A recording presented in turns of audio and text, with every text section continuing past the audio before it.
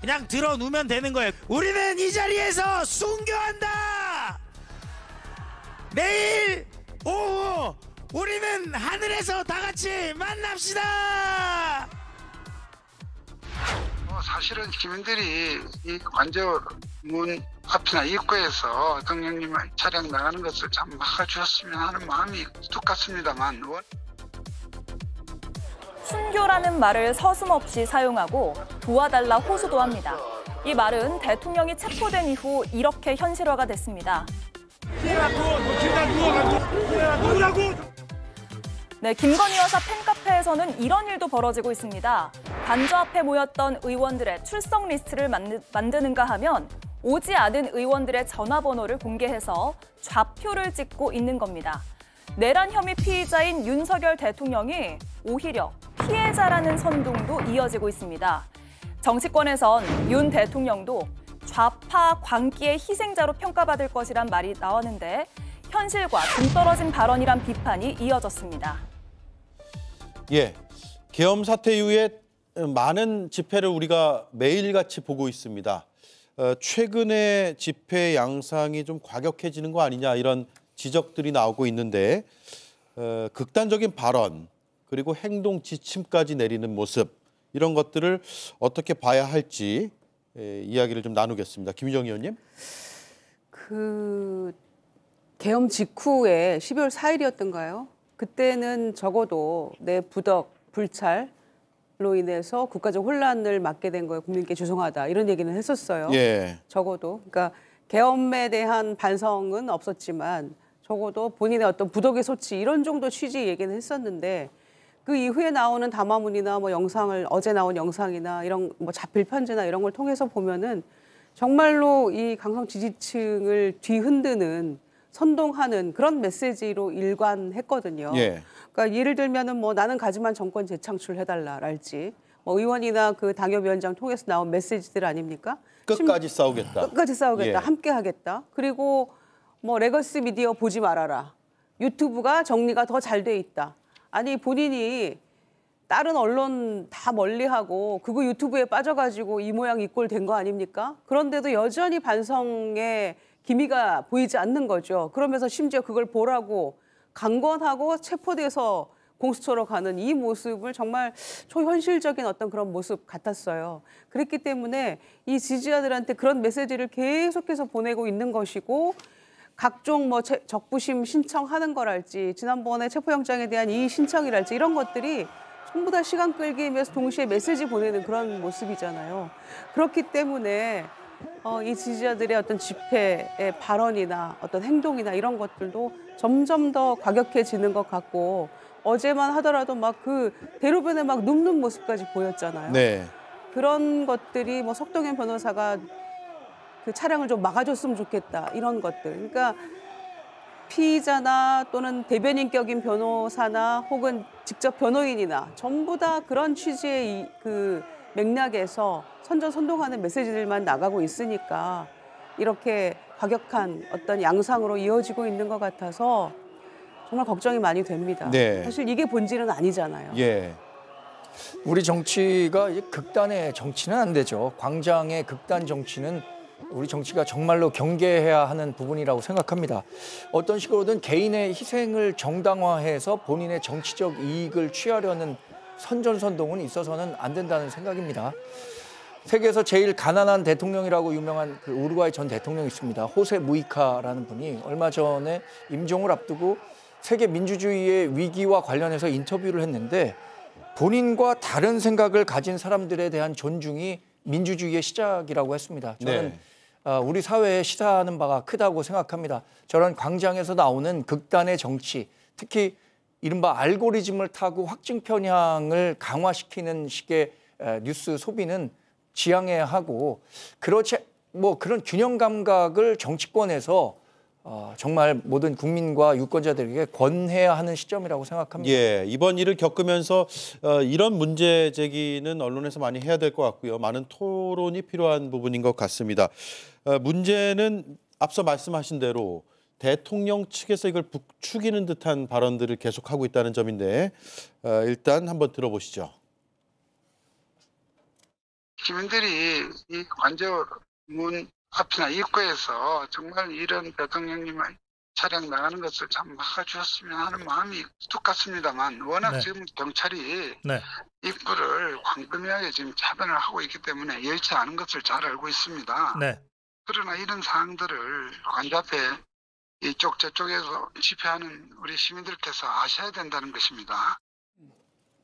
예, 윤재관 의원님, 대통령의 차량이 나가는 것을 시민들이 막아달라, 몸으로 막아달라는 뜻이잖아요. 네.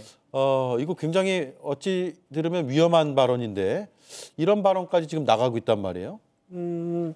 저 석동현 변호사가 대한민국의 법치 질서를 수호하는 검찰의 한 일원이었다는 것 자체를 믿기가 어렵죠. 정당한 법 집행을 시민들의 희생에 의해서 막아달라고 얘기하는 건 정말 염치 없는 짓이고 그렇게 요구할 권한조차도 없는 자가 지금 계속 아까도 말씀드렸듯이 내란 선전을 계속 하고 있는 겁니다.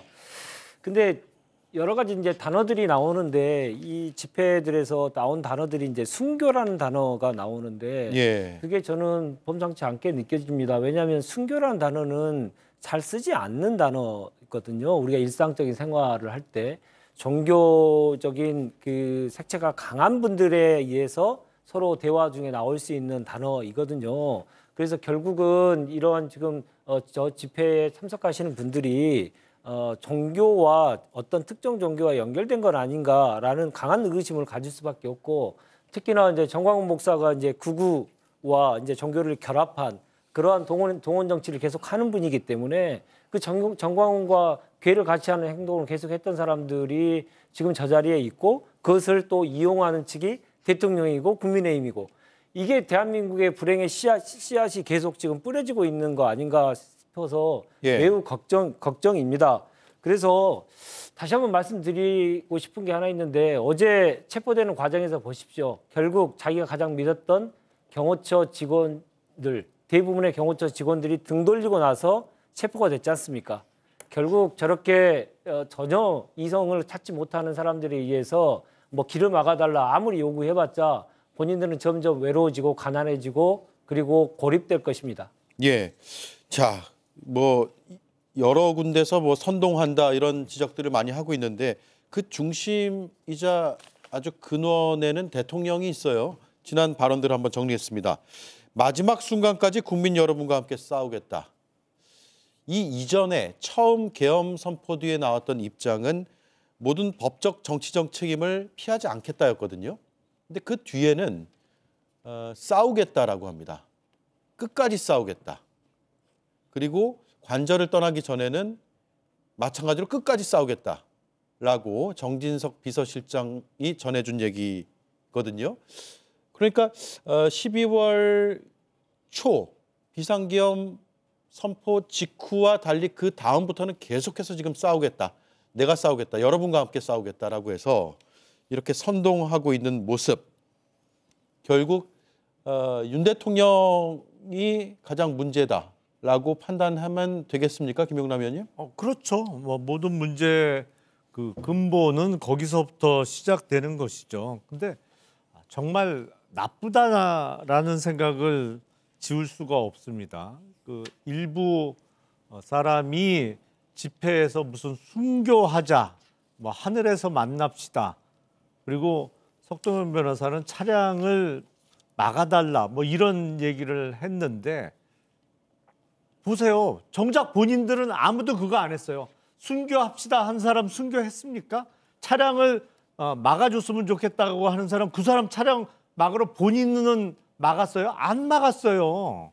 예. 이게 정말 본인들은 조금도 희생도 안 하면서 희생할 가치가 일단 없습니다만 무고한 시민들의 희생을 강요하는 듯한 발언들을 아무렇게나 하고 있는데 참 나쁜 사람들이다라는 생각을 거둘 수가 없고 그리고 지금 아까인가요? 권영진 의원의 전원에 의해서 뭐 지금 이 돌아가고 있는 상황이 이른바 좌파 사법 카르텔에 의해서 희생당하는 거다. 뭐 이런 이야기를 했다고 하는데 8년 전으로 정확하게 시계를 돌려서 생각해 보면요. 당시 박근혜 대통령에 대한 수사 실무 총책임자가 누구였습니까? 윤석열 검사였어요.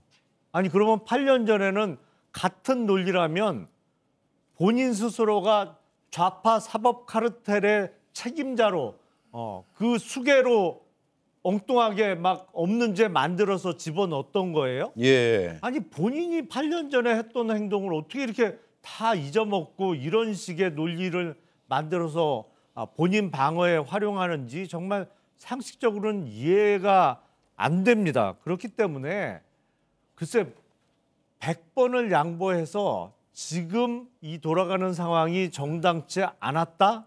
정당치 않다? 아니 그러면 본인 스스로 8년 전에 본인이 했던 수사와 그때 이루어진 본인들이 했던 행위들에 대해서 한번 기억을 떠올리기를 꼭 부탁드리겠습니다. 예. 자, 그 부분을 제가 그 마지막 공통 질문을 좀 드리면서 그 부분을 좀 짚어보죠. 지금 이 사태의 본질은 애초에는 위법적이고 위헌적인 행위에 대한 법률적 또 사법적 판단이라고 생각했는데 어느 순간부턴가 좌우의 이념 대결 혹은 여야의 정치 대결인 것으로 바뀌는 느낌이 들거든요. 그래서 다시 우리는 본질을 좀 생각해야 되는 거 아닌지, 아니면 제가 본질이 뭔지를 제가 잘못 알고 있는 건지에 대해서 의견을 좀 구하고 싶습니다. 먼저 윤재관 의원님. 그 문제의식을 저는 어제도 했는데요.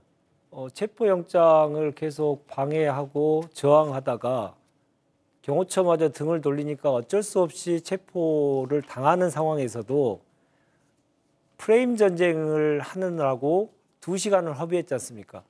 자진은 체포영장이 집행되는 이제 피의자인데 예. 자진 출석이라고 계속 용어를 써서 사람들한테 계속 유포시키고 그게 언론을 통해서 국민들께 전달되는 모습을 보면서 저자들은 할 줄 아는 게 프레임 전쟁밖에 없구나. 예. 어떤 상황에 선과 악의 상황, 정의의 관점에서 얘기해야 될 것을 좌우 이념 대결로 계속 치환시켜서 지금까지 계속 끌어왔던 것이고 이후로도 선거 과정에서 계속 그렇게 할 것이고 앞으로도 계속 그렇게 할 가능성이 높은 사람들인데 예. 어제 체포 과정 속에서도 자진 출석이라고 하는 얘기를 꺼내는 걸 보고 정말 경악을 했습니다.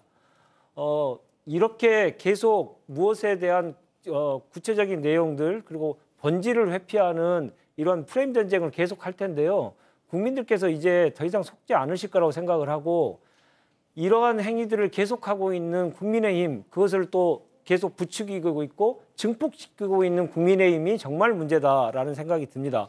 또 하나 최상목 권한대행 다시 한번 얘기 드리는데 그분이 지금 권한대행의 역할을 하지 않으면서 계속 지금 본질을 왜곡하고 있었죠. 헌법재판관 임명을 제대로 안 할 때도 그랬고 예. 그렇게 해서 모든 본질적인 문제를 이념의 문제 아니면 다른 문제로 치환을 시켜서 계속 모면을 하려고 하고 시간 끌기만 하려고 할 텐데 세상은 그렇게 돌아가지 않지 않습니까? 현재도 지금 재판 기일을 추가하는 것을 발표했듯이 시계가 지금 빨리 돌아가고 있어요. 그들만 그 시계를 지금 거부하고 저항하고 있는데 이제 다 끝났습니다. 이제 그만하십시오. 예. 프레임 전쟁에 국민의힘까지 뛰어들고 있다. 어떤 입장이세요? 전 사실 어제 윤석열 대통령이 그래도 공수처의 체포영장 집행에 응해서 우리가 우려했던 최악의 공권력 사이에 물리적 갈등, 충돌이 없었다는 점은 평가해야 할 만한 부분이라고 생각합니다.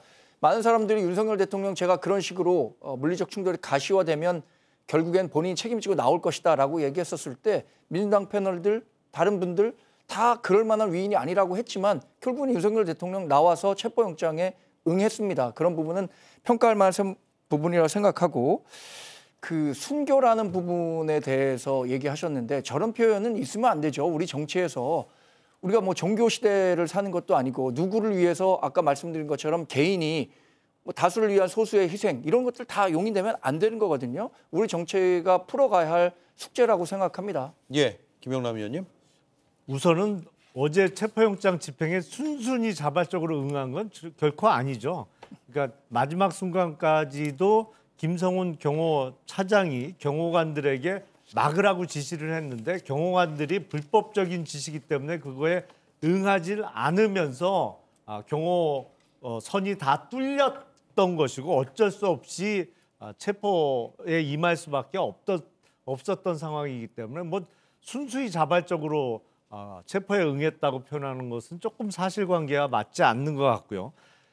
이 12월 3일 날 이뤄졌던 불법적인 비상계엄과 관련해서는 철저하게 불법 세력과 헌법을 비롯한 법질서 수호 세력의 대결 구도인데 이게 시간이 40일 이상 지나다 보니까 이른바 보수 진보라는 진영 대결처럼 변질시키려고 노력을 해왔고 일부 그렇게 혼돈이 오고 있는 측면이 분명히 있습니다. 근데 많은 국민들께서 이거를 혼동하시면 안 되는 것이 이거는 철저하게 불법적인 비상계엄으로 인한 탄핵 재판과 형사 절차의 진행 단계이고 그의 결과물로 따라올 수 있는 조기 대선을 염두에 두고 자꾸 역으로 조기 대선을 염두에 두고 이 상황과 관련해서 본인의 정치적인 선호도와 연결시키는 것은 이 사건의 본질을 좀 착각하시는 거다. 그래서 그건 철저하게 구분하는 자세가 좀 필요하다라고 말씀드리겠습니다. 본말 전도다 이 말씀이네요. 그러니까 마지막까지 버틸 수 있었다면 버텼을 거라고 저는 생각해요. 그런데 불가능해졌잖아요. 경호관들마저 외면하는 그런 상황에 이르렀기 때문에 체념 단계에 갔기 때문에 체포를 당한 것이지 절대로 안 넣으려고 했을 겁니다. 그간의 행적으로 봐서는요. 그래서 본인이 마치 이거를 자발적으로 나간 것처럼 이렇게 한 것은 문제가 있다라고 보고요.